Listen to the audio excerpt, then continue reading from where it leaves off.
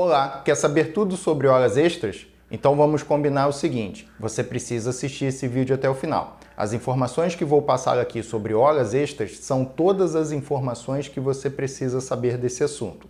Vamos combinar também o seguinte, se você ainda não está inscrito no canal, por favor, já se inscreva, aperte o botão aí de inscrever-se. É importantíssima essa sua atitude para que eu continue fazendo conteúdos esclarecedores dos seus direitos e que o canal continue crescendo. Essa participação é fundamental para tudo isso. Me chamo Leonardo Martinelli, sou advogado e você está assistindo o canal Explicando o Direito. Na nossa Constituição e na CLT está presente que a jornada normal de trabalho é de 8 horas diárias e a jornada semanal de trabalho é de 44 horas. Após esse período de 8 horas diárias ou de 44 horas semanais, tudo o que for ultrapassar esse limite vai virar horas extras. Nesse vídeo, eu vou explicar somente horas extras, levando em conta essa jornada de trabalho de 8 horas diárias e de 44 horas semanais. Essa é a jornada comum de trabalho. Eu sei que existem outros tipos de jornadas, mas para não confundir o entendimento do vídeo, eu vou tratar somente da jornada mais comum. E o que vai acontecer se você trabalhar mais de 8 horas por dia ou 44 horas semanais? Bem, no caso, vai acontecer a situação das horas extras. A sua hora de trabalho, ela deverá ser acrescida de 50% ou de 100%. E você sabe como identificar quando a sua hora de trabalho deve ser paga com um adicional de 50% ou de 100%? É isso que eu já vou te explicar. No caso da hora extra acontecer de segunda a sábado, a sua hora de trabalho deverá ser acrescida de 50% naquela hora extra. Por exemplo, se você trabalhou 9 horas de segunda a sábado, você trabalhou todos os dias 1 hora a mais do permitido, que são 8. Então, aquela 1 hora a mais, a 9ª hora, ela deverá ser acrescida de 50%, calculando sobre o valor do seu salário. Isso pode acontecer de segunda a sábado. E no caso de você trabalhar domingos e feriados, a hora extra será acrescida de 100%. Então, a hora de trabalho extra receberá um acréscimo de 100%, calculado com base no seu salário. No caso de trabalho aos domingos, que é normalmente o dia de descanso, normalmente o dia de repouso semanal, aquela jornada de trabalho executada naquele dia, ela sofrerá um acréscimo de 100% em todo o seu período, a não ser que, durante a mesma semana, na mesma semana daquela jornada, seja compensado o seu descanso em outro dia daquela semana. Tem que ser na mesma semana para valer isso que eu estou falando. Se não for feito, a jornada de trabalho toda deverá ter um acréscimo de 100%. Se for feito o repouso dentro daquela semana, ela não precisará ter o acréscimo de 100%. Mas, se você trabalhar mais de 8 horas no domingo, ou por um acaso chegar a ultrapassar as 44 horas semanais, essas horas extras deverão ser calculadas em 100%, mesmo que durante aquela semana você tenha substituição do seu descanso por outro dia. Já no caso de trabalhar um feriado, é um pouco parecido com o domingo, só que a diferença é o seguinte: trabalho aos feriados é pago toda aquela jornada com um acréscimo de 100%. Então, aquela jornada de 8 horas, todas as horas ali compreendidas devem ser remuneradas com 100% de acréscimo. No caso de você compensar por um outro dia que não teve trabalho na empresa, que não teve expediente, por um dia naquele feriado, aí não. Nesse caso, as horas serão calculadas normalmente, mas se acontecer a ultrapassar a 8ª hora diária ou a 44ª hora semanal, você terá uma hora extra no feriado. Então, essa hora extra, independente do que esteja acontecendo, ela deverá ser acrescida de 100%. Para que você fique com o entendimento completo, vai surgir aqui em cima no card o link para o vídeo de como calcular as suas horas extras. Tudo que eu acabei de dizer aqui de acréscimo de 50%, 100% nas horas, eu ensino como calcular nesse vídeo. Aproveitando o momento, também vão aparecer vídeos da minha playlist de como calcular. Diversos direitos trabalhistas eu estou explicando nessa playlist para você. Também não se preocupe, eu vou deixar o link de cada vídeo na descrição desse vídeo.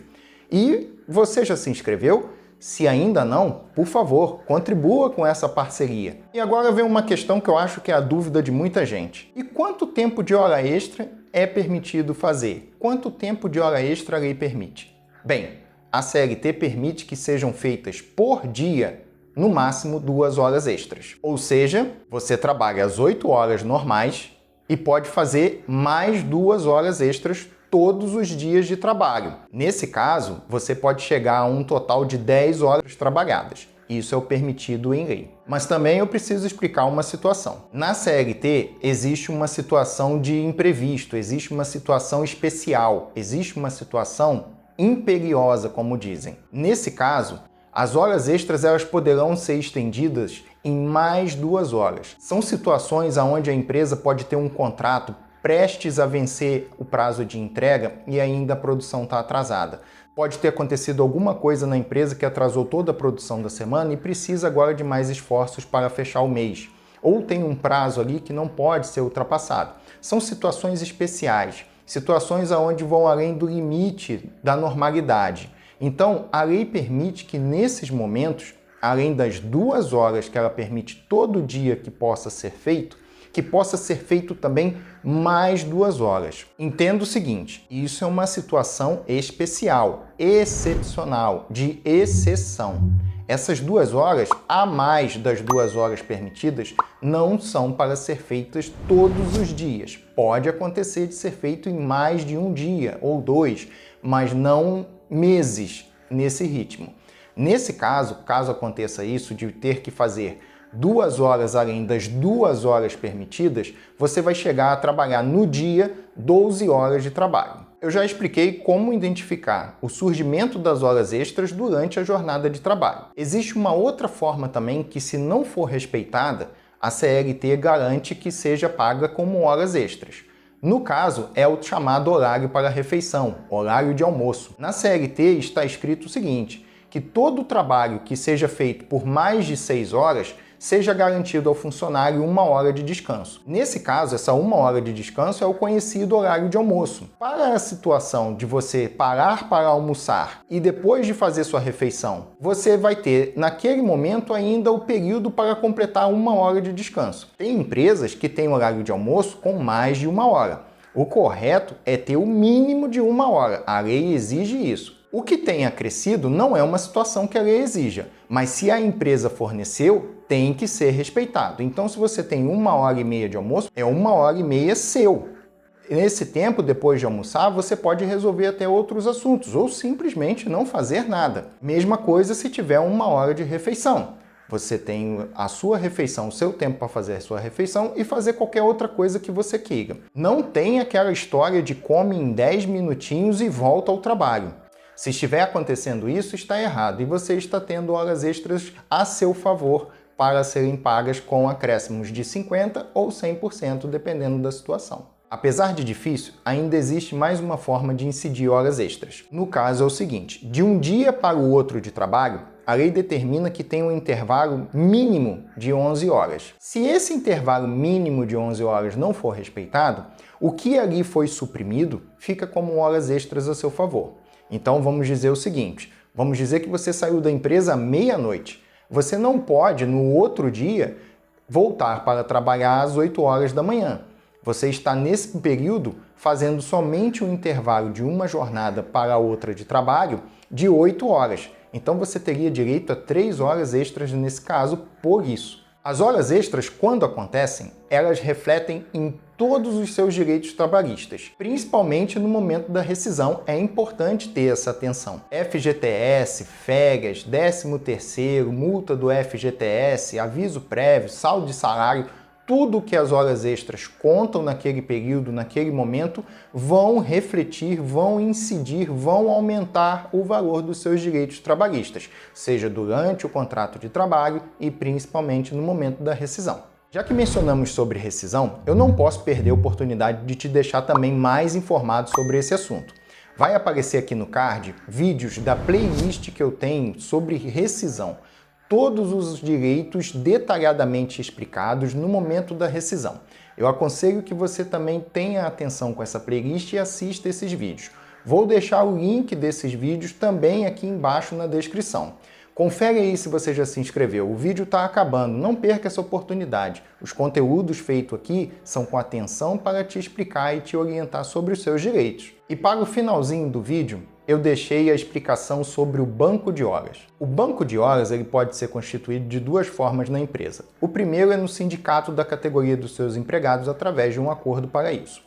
O segundo é da forma individual por escrito. Ambas as situações são garantidas por lei. No caso da segunda situação, que é feito individualmente com o empregado por escrito, esse banco de horas ele não pode ter uma duração maior de 6 meses. No caso do banco de horas feito com o sindicato, a duração pode ser maior que de 6 meses. O banco de horas por escrito hoje em dia é muito mais comum porque foi trazido pela reforma trabalhista na CLT. E como funciona esse banco de horas? Bem, as horas extras vão acontecendo ao longo da jornada de trabalho e vão sendo computadas naquele banco de horas. Vão acumulando a favor seu ou a favor da empresa conforme cada caso, conforme as horas vão surgindo. No caso, a empresa precisando que você trabalhe num feriado e ela tendo horas extras a favor dela, ao invés dela lhe pagar as horas extras por aquele trabalho, ela vai descontar naquele saldo. E o inverso também pode acontecer. Você, empregado, precisando de algum momento para descansar ou algum momento para resolver alguma situação, combinado com a empresa para usar horas extras a seu favor,